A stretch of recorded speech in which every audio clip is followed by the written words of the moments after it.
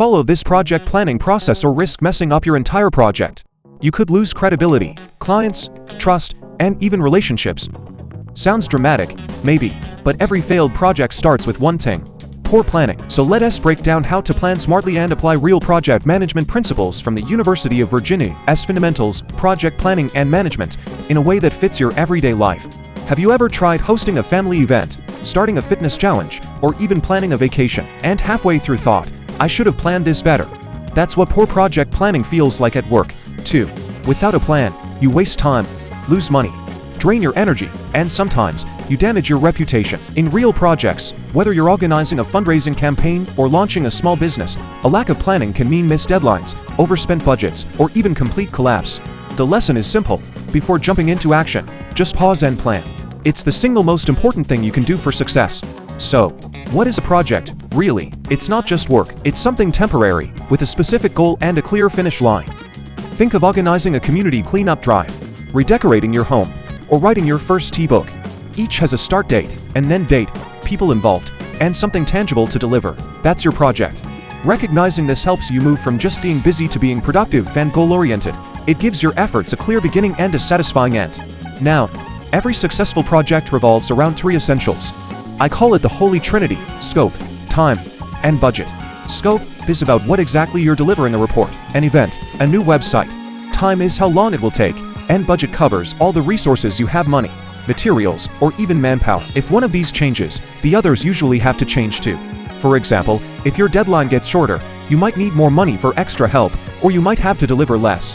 Balancing these three pillars: scope, time, and budget is the absolute foundation of good project management. And who's involved in all this? Every project has stakeholders. These are the people who affect or are affected by your work. In everyday life, if you're planning a surprise birthday party, your stakeholders might include the guest of honor, the decorator, the cake vendor, and yes, the people paying the bill. In an organization, stakeholders could be clients, funders, volunteers, or your team members. The earlier you identify who these people are and what they need from the project, the smoother everything will run. Communication with them is key. So, how do we actually plan a project the right way? You start by asking 5 key questions.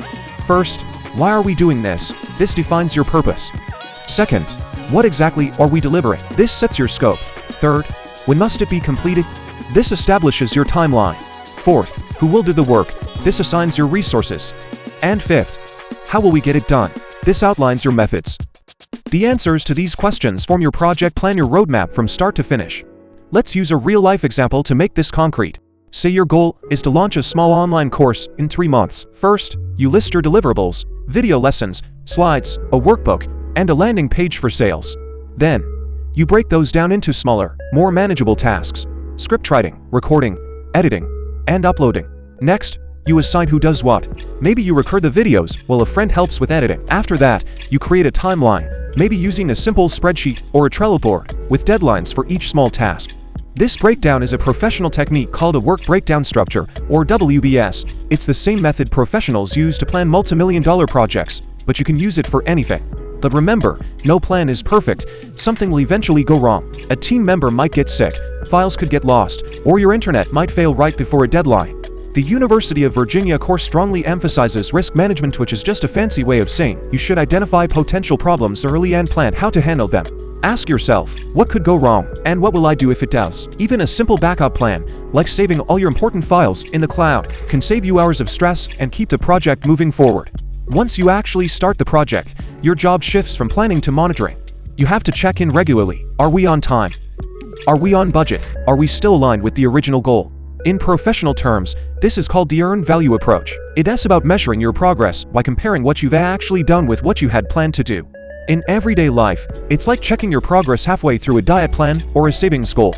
You make small adjustments along the way, before it's too late to get back on track. Sometimes, despite all your perfect planning, things just change. And you know what? That's okay. This is where agile thinking comes in. Agile project management means working in short, focused bursts, often called sprints. After each sprint, you review your results, adapt your plan based on feedback, and continuously improve. It's a mindset of flexibility and responsiveness. This is what innovative startups, fast-moving nonprofits, and even some families use when their plans need to keep evolving. It's about embracing change instead of fighting it. So, to wrap it all up, remember this: follow the project planning process, or risk facing confusion. delays, and a lot of wasted effort.